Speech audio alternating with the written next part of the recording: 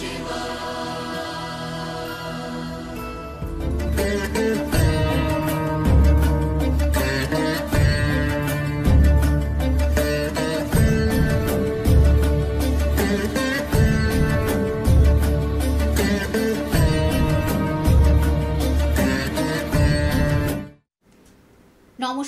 শান্তির বার্তা অনুষ্ঠানের সকল দর্শক বন্ধুদের অনেক অনেক স্বাগত।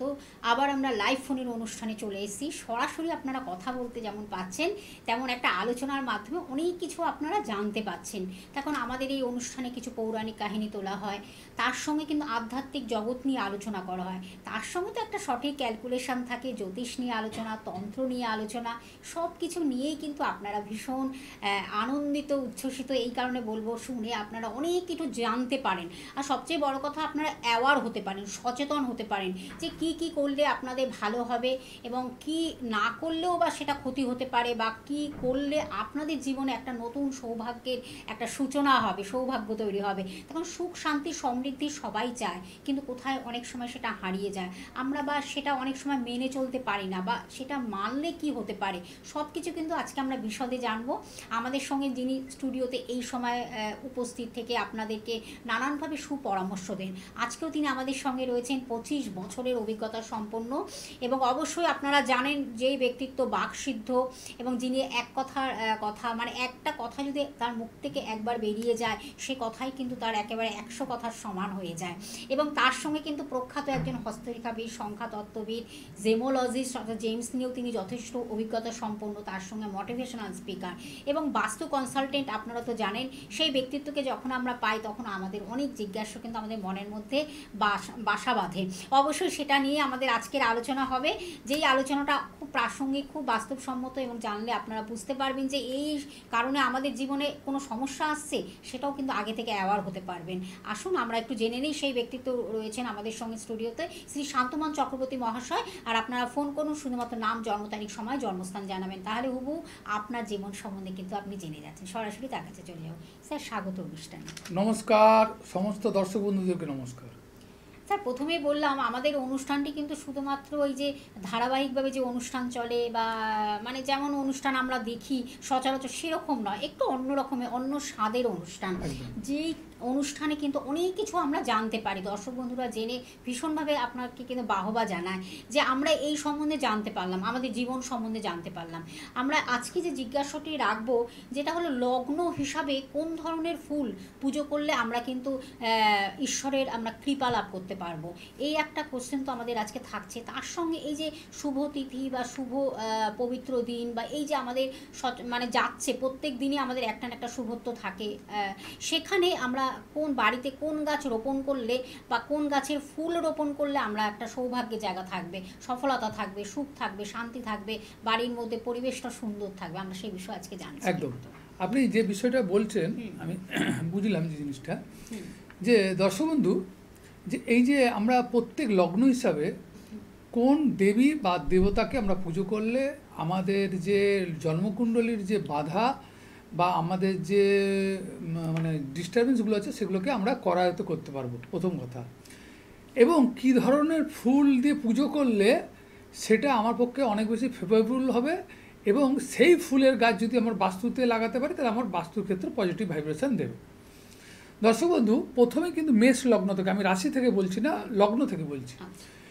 লগ্ন প্রথম হচ্ছে মেষ লগ্ন। অতএব মেষ লগ্নের ক্ষেত্রে আপনি যদি হনুমানজির পুজো, মা তারার পুজো যদি আপনি করতে পারেন, তাহলে কিন্তু আপনার অনেক কিছু অদৃষ্ট বাধা কিন্তু কেটে যেতে পারে।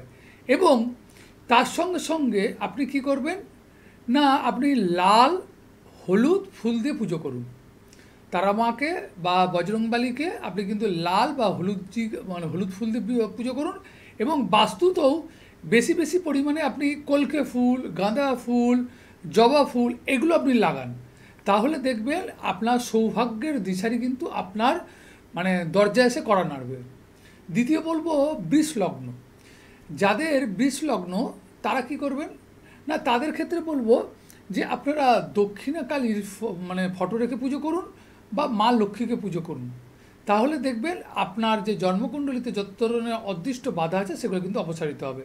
তার জন্য আপনি কি করবেন না, তার জন্য আপনি নীল অপরাজিতা বা সাদা ফুলের কিন্তু বেশি করে লাগান এবং পুজো করার চেষ্টা করুন, তাহলে দেখবেন আপনার সৌভাগ্যর কিন্তু জায়গা কিন্তু খুলে যাবে। তৃতীয় নম্বর যে লগ্ন, মিথুন লগ্ন। মিথুন লগ্নের ক্ষেত্রে আপনারা কি করবেন না, আপনারা গণেশ দেবতার পূজা করুন এবং মা লক্ষ্মীর পূজা করুন, তাহলে দেখবেন আপনাদের সৌভাগ্য কিন্তু ঘুরে আসবে। এবং এই এই মানে দেব দেবীকে পুজো করবার জন্য আপনারা কী করতে পারেন না, আপনারা সবুজ রঙের ফুলকে বেশি ব্যবহার করুন, সবুজ এবং সাদা এই দুটো, বা আপনার আকাশি ধরনের কোনো ফুল, নীল অপরাজিতা হোক বা আকাশি ধরনের কোনো ফুলকে ধরে পুজো করতে পারেন, এবং গৃহে যদি রোপণ করতে পারেন তাহলেও কিন্তু আপনার বেটার রেজাল্ট দেবে। আমরা জানবো এই বিষয়ে, একজন বন্ধু অপেক্ষা করছেন। একদম। নমস্কার, কে আছেন সঙ্গে? হ্যাঁ, আমি মেদিনীপুর থেকে বলুন, কার বিষয়ে জানবেন? আমার নিজের বিষয়ে বলুন আপনার জন্ম তারিখ, সময়, জন্মস্থান। 20/3/1992 92। টাইমিংটা বলুন, জন্ম সময়। 10টা 10 সকাল। সকাল 10টা 10। জন্মস্থান কোথায়? মেদিনীপুর। মেদিনীপুর। আচ্ছা, মেদিনীপুরে জন্ম। নিয়মিত অনুষ্ঠান দেখা হয়, স্যারের অনুষ্ঠান? হ্যাঁ হ্যাঁ, নিয়মিত ভালো লাগে অনুষ্ঠান? কেমন লাগে? ট্রাই করেছি, পাচ্ছি না। আচ্ছা, আপনার শুক্রবারে জন্ম তো? হ্যাঁ হ্যাঁ, শুক্রবারে জন্ম। হ্যাঁ, আপনার বৃষ লগ্ন এবং কন্যা রাশি, আর দশা পিরিয়ড চলছে বৃহস্পতির মহাদশা, শুক্রের অন্তর্দশা, বৃহস্পতির মহাদশা এবং শুক্রের অন্তর্দশা। দেখুন, বৃষ লগ্নের ক্ষেত্রে বৃহস্পতির মহাদশা কিন্তু অতটা ভালো ফল দেয় না, কারণ বৃহস্পতি হচ্ছে এখানে আপনাকে অবস্ট্যাকল বা কাজকর্ম সমস্ত জিনিসটাকে কিন্তু আটকিয়ে রাখবে। সেই বৃহস্পতি মহারাজ আপনার 4th হাউসে বসে আছে, তার মানে আপনার এই যে বাস্তুগত একটা বাধা সৃষ্টি করছে, মানে কর্ম বা কাজের ক্ষেত্রে বা অর্থনৈতিক ক্ষেত্রে কিন্তু একটা বাস্তু কিন্তু আপনার একটা বড় বাধা সৃষ্টি করছে, এবং তার সঙ্গে কর্মের জায়গা বা শত্রুতা এই জায়গাগুলো ঝামেলা চলছে, তাই তো? হ্যাঁ হ্যাঁ হ্যাঁ, এগুলোই তো চলছে। হ্যাঁ, কোনো কাজ করতে আছি, হচ্ছে না। হ্যাঁ, তো আপনি আপনি আরেকটা জিনিস বলছি যে আপনি এগুলোকে কাটানোর জন্য আপনাকে কিছু রেমেডি ধারণ করতে হবে, যেগুলো হচ্ছে দৈবিক রেমেডি ধারণ করতে হবে।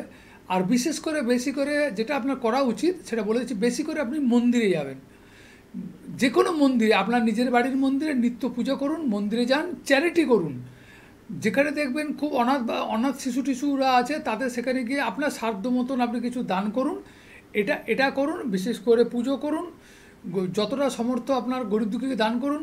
যদি গুরু দীক্ষা না থাকে, গুরু দীক্ষা নিন, গুরুদেরকে মানে প্রণাম করুন, ঠিক আছে? আর নিজের মা বাবা হোক বা গুরুজনকে শ্রদ্ধা করুন, তাহলে এই বৃহস্পতির দশা দেখবেন যে আপনার নেগেটিভ দশা চলছে এটাই কাজের বাধাকে দূর করবে, এবং তার সঙ্গে দৈব রেমেডি দরকার আছে।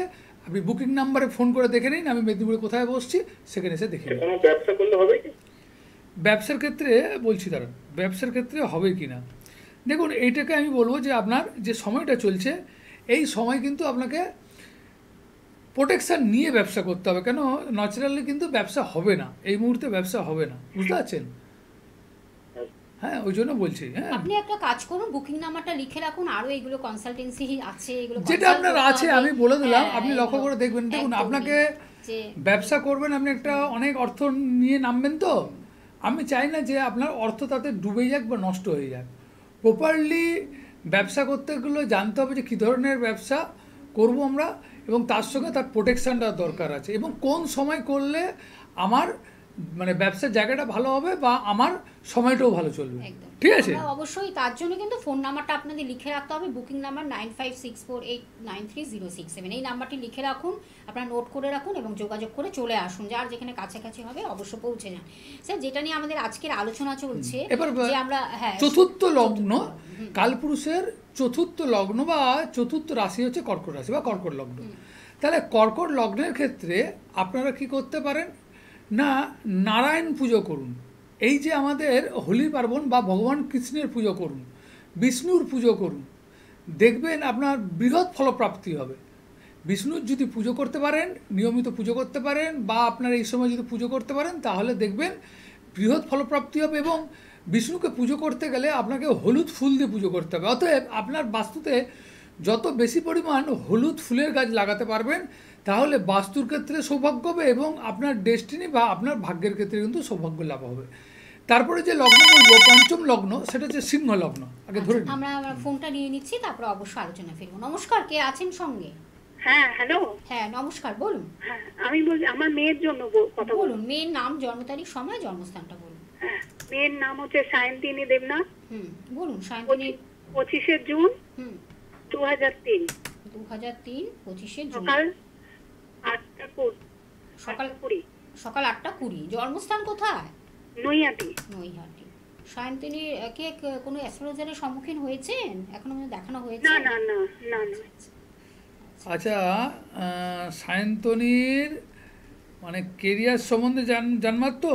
হ্যাঁ হ্যাঁ হ্যাঁ। Career। আচ্ছা দাঁড়ান, বলে দিচ্ছি আপনার ভালো সায়ন্তনী। লাগছে অনুষ্ঠান? হ্যাঁ হ্যাঁ হ্যাঁ ভালো লাগে। আপনার বুধবারে জন্ম তো সায়ন্তনীর? হ্যাঁ বুধবারে জন্ম। আচ্ছা, ওর কর্কট লগ্ন এবং মেষ রাশি, দশা পিরিয়ড চলছে চন্দ্রের মহাদশা এবং অন্তর্দশা রাহু। আচ্ছা। এই যে 2024 সালের ঠিক মধ্যামধ্যের পর থেকে সায়ন্তনীর যেন একটা অস্থির চিত্ত দেখতে পাচ্ছেন, তাই তো? হ্যাঁ বলুন। বলছে একটা অস্থির চিত্তর মধ্যে দেখা দেবে, মানে এই পড়াশোনার ব্যাপার বলুন, সমস্ত বিষয়টা দেখা যাচ্ছে কি একটা অস্থির চিত্র।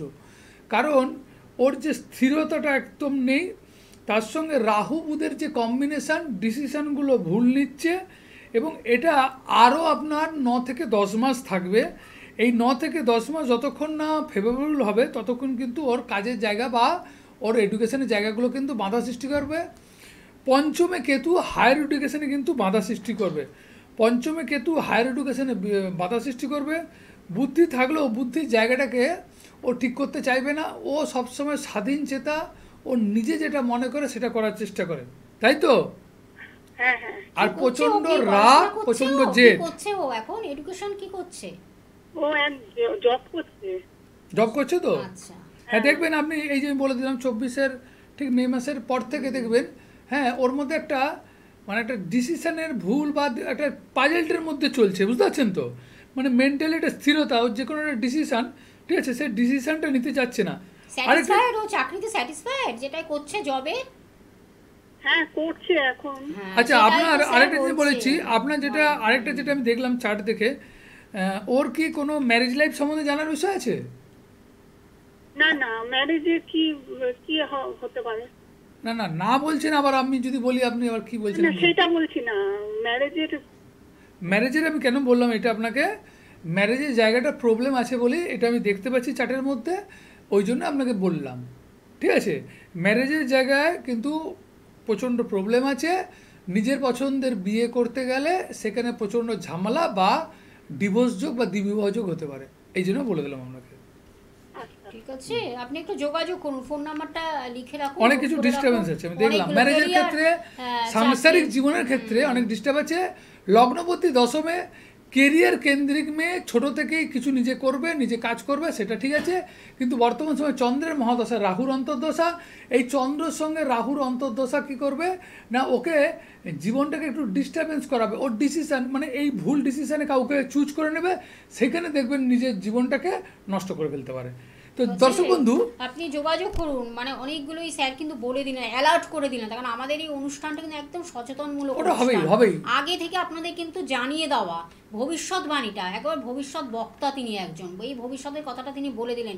ক্যারিয়ার হয়তো চাকরি করবে, কিন্তু সেই চাকরিতে ওর স্যাটিসফ্যাকশন থাকবে না, চাকরিতে হয়তো ফিকল মাইন্ড থাকবে, এই চাকরি থেকে আরেকটা চাকরি, কোনোটা প্রতিষ্ঠিত জায়গায় কিন্তু পৌঁছানোটা ওর একটু ডিফিকাল্ট হবে। দেখুন দশমপতি অষ্টমে, পঞ্চমপতি অষ্টমে, সপ্তমপতি দ্বাদশে। আমি এটা ভেঙে এতক্ষণ বলিনি। দশমপতি অষ্টমে, পঞ্চমপতি অষ্টমে এবং সপ্তমপতি বসে আছে দ্বাদশে। তার মানে এখানে বিয়ের জায়গা বা সাংসারিক জীবন, কর্মের জায়গাটা অবস্টেকেল থাকবে, ওটা বাধা সৃষ্টি করবে। প্রতিকারটা ভীষণ ইম্পর্টেন্ট, বা কনসালটেন্সিটা অনেকটাই জানিয়ে ওনার দিলেন প্রবলেম, স্যার, ওনার প্রবলেম থাকবে, বিশ্লেষণ করে দিচ্ছেন। এরপরও যদি আপনারা চুপচাপ বসে থাকেন, প্রবলেম একজন থাকবে। অভিজ্ঞতা সম্পন্ন মানুষের কাছে এসে কিন্তু আপনাদের এই ব্যাপারগুলো নিয়ে একটু কনসাল্ট করে কি করতে হবে, প্রতিকার নিতে হবে, ইনারা কি করেন, ইনারা আসে, হ্যাঁ ইনারা আসে যখন খুব আসে। প্রবলেমের মধ্যে প্রবলেমে, সবকিছু হ্যাঁ, নষ্ট হয়ে যায় তখন আসে। 10 জায়গায় ঘুরে তারপরে সেই আসল জায়গা তখন লাস্টে আসে।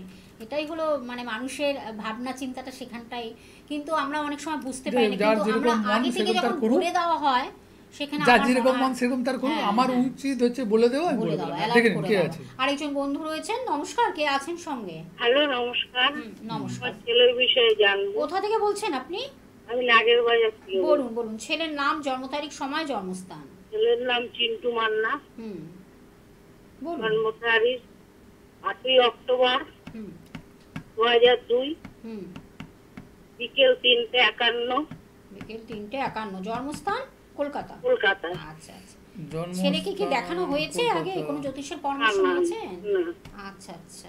আচ্ছা, চিন্টুর মঙ্গলবারে জন্ম তো? হ্যাঁ, হ্যাঁ। আচ্ছা, কুম্ভ লগ্ন এবং তুলা রাশি। কুম্ভ লগ্ন তুলা রাশি, শনির মহাদশা চলছে, আর বুধের অন্তর্দশা। শনির মহাদশা, বুধের অন্তর্দশা। এখন শনি বসে আছে 2, 3, 4, 5-এ, পঞ্চমে শনি বসে আছে এবং বুধের অন্তর্দশা। বুধ বসে আছে অষ্টমে, অষ্টমপতি অষ্টমে বসে আছে রবি বুধ মঙ্গল হয়ে। আপনার যে বিষয় জানার বিষয়, যে কাজকর্মের জায়গা বা কেরিয়ার কেমন হবে, জীবনে কোনো কিছু করতে পারবে কিনা বা উন্নতি করতে পারবে, এইসব বিষয়। হ্যাঁ, অবশ্যই। হ্যাঁ। হুম। তো প্রথম হচ্ছে ওর এডুকেশনের জায়গাটা কেন এতটা ডিস্টারবেন্স হলো, এটা আপনি আগে বলুন। হ্যালো। হ্যাঁ, হ্যাঁ, কারণ ওর তো এমনি বুদ্ধিশক্তি খুব ভালো ছিল। হ্যাঁ। হ্যাঁ, কিন্তু এডুকেশনের জায়গাটা কেন ডিস্টারবেন্স দেখা দিচ্ছে এখানে? ডিস্টার্বেন্স, পড়াশুনো ঠিকভাবে করছে না। হুম হুম। তাহলে আপনি তো হ্যাঁ। নাগের বাজারে রয়েছেন আর স্যার রয়েছেন চ্যানেলে বসে চাঁদনি চকে, তাহলে কিভাবে বলতে পারেন? এবং সবথেকে আশ্চর্য ব্যাপার, আপনি কোনো কিছু ভালো কিছু বলতে গেলে আপনি যেন প্রধান শত্রু হয়ে যাচ্ছেন, তাই তো? হ্যাঁ, হ্যাঁ, হ্যাঁ। ওই জন্য আপনাকে সহ্য করতে পারছে না। হুম। তো এটা অনেক কিছু অসাধারণ ডিস্টারবেন্স prediction, আছে, অনেক কিছু অসাধারণ। ডিস্টারবেন্স আছে। এটা খুব ভালো করে দেখে এর ও তো পরীক্ষা দিচ্ছে সরকারি চাকরির। দেখুন, সরকারি চাকরি পরীক্ষা দিলে হবে না। হ্যাঁ, চাকরি আছে কিনা প্রথম জানতে হবে, তারপর এতগুলো গ্রহের সন্নিবেশ ডিস্টারবেন্স আছে, ঠিক আছে, যেগুলোকে প্রোটেকশন না করে কিন্তু বেকার পরীক্ষা দিয়ে কিছু লাভ হবে না। আমি বলবো না যে পরীক্ষা দেবে না, পরীক্ষা হ্যাঁ। দিক, ঠিক আছে, কিন্তু আমার ডেস্টিনি জেনে আমার পরীক্ষা দিলে সব থেকে ভালো হবে, বা কী প্রিপারেশন করলে ভালো হবে, কখন আমি পরীক্ষা দিলে ভালো হবে, সেই বিষয়গুলো যদি জানা যায় তাহলে বেটার রেজাল্ট দেবে।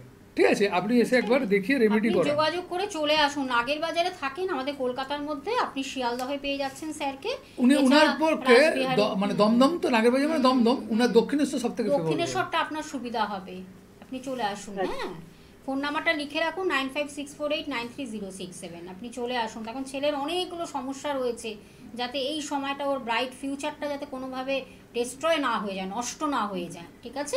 লগ্নপতি পঞ্চমে স্যার আছে কিন্তু বলে বুদ্ধি, দিলেন সেই কথাটাই। লগ্নপতি একদম। পঞ্চমে আছে বুদ্ধির জায়গা, কিন্তু অষ্টমপতি অষ্টমে রবি বুদ্ধি আছে এবং অষ্টমে মঙ্গলও আছে। তার মানে জেদ একটা আছে যেটা জীবনকে উন্নতি করায়, কিন্তু বাধা দিয়ে দিচ্ছে, কিন্তু বাধা অশুভত্বের সৃষ্টি ফলে করছে, এগুলো। বাধা সৃষ্টি করছে। রোগের- বাধাটাকে অপসারিত করতে হবে, একদম। ঠিক আছে, মানে একটু ঠেলে দিলে ও বেরিয়ে চলে যাবে। পেরিয়ে চলে যাবে, স্মুথ চলে যাবে, স্মুথলি বেরিয়ে হবে। যেটা এবড়ো খেবড়ো, বাধা বিঘ্ন, একদম পাজেল হয়ে যাচ্ছে জ্যোতিষীকে জীবন। দেখানো তো এই এটাই না, কারণ আরে যে ডেস্টিনি হ্যাঁ, জেনে আমি সেই জায়গায় যাওয়া। সেটাই। আরেকজন বন্ধু রয়েছে, নমস্কার, কে আছেন সঙ্গে? হ্যালো, নমস্কার। হ্যাঁ নমস্কার, বলুন কোথা থেকে বলছেন? মুর্শিদাবাদ থেকে বলছি আমি। কোথা থেকে? মুর্শিদাবাদ থেকে। মুর্শিদাবাদ, আচ্ছা, অনেক বলুন। দূরের বন্ধু। বলুন বলুন। বলুন, কার বিষয়ে? হ্যাঁ, হাজবেন্ডের সম্পর্কে জানতে। বলুন, আপনার হাজবেন্ডের নাম, জন্ম তারিখ, সময়, জন্মস্থানটা বলতে হবে। হ্যাঁ, হ্যাঁ, হ্যাঁ। নাম পার্থ কুমার দাস। বলুন। আর জন্ম 23/1/1974। আচ্ছা, 74। টাইমিংটা বলুন। 9:50 সকাল। সকাল 9:50। জন্মস্থান? জন্মস্থান আজিমগঞ্জ। আলিমগঞ্জ। আপনার আচ্ছা, হাজবেন্ডের কি দেখানো হয়েছে? কাউকে জ্যোতিষের পরামর্শ নিয়েছে? না, না, কোনো জায়গায় দেখানো হয়নি। আচ্ছা আচ্ছা।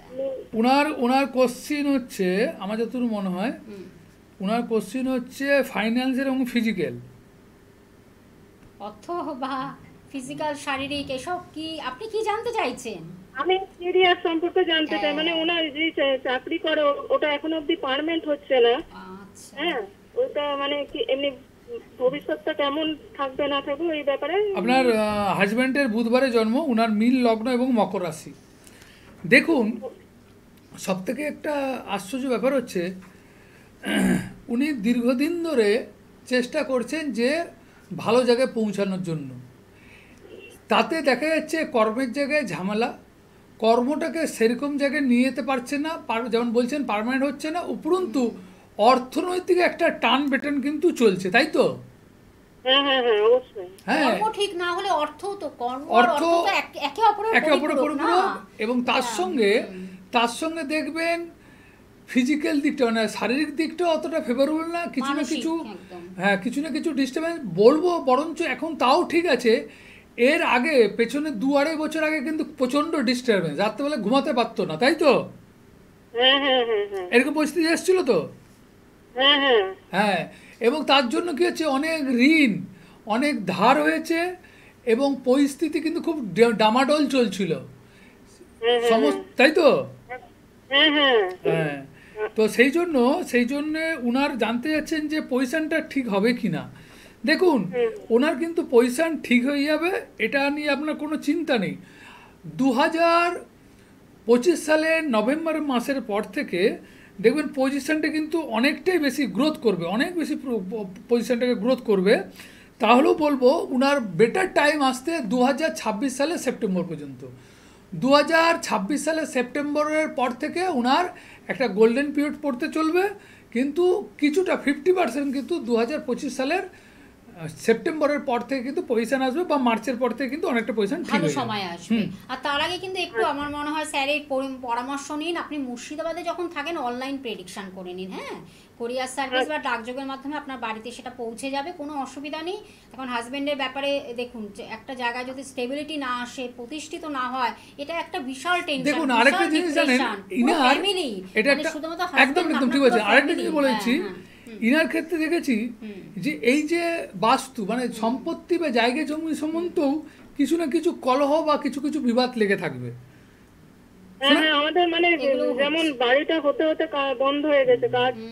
তাহলে এই অসাধারণ প্রেডিকশন, এরপরও যদি চুপ করে প্লিজ বসে থাকবে না দিদি ভাই, আপনাকে খুব আপনি অনলাইনে আন্তরিকভাবে দূরে আছেন বলছি। যখন অনলাইনে ইয়ে করুন, হ্যাঁ, আমি রেমেডি online। বলে দেবো কি আপনি করতে ফোন হবে। নাম্বারটা লিখে রাখুন, বা প্রোগ্রামের পরে আপনি ফোন করে আরো ডিটেলস জেনে নিন। আমি ফোন নাম্বারটা বলে দিচ্ছি, আপনি একটু কথা বলে নিন। 9564893067।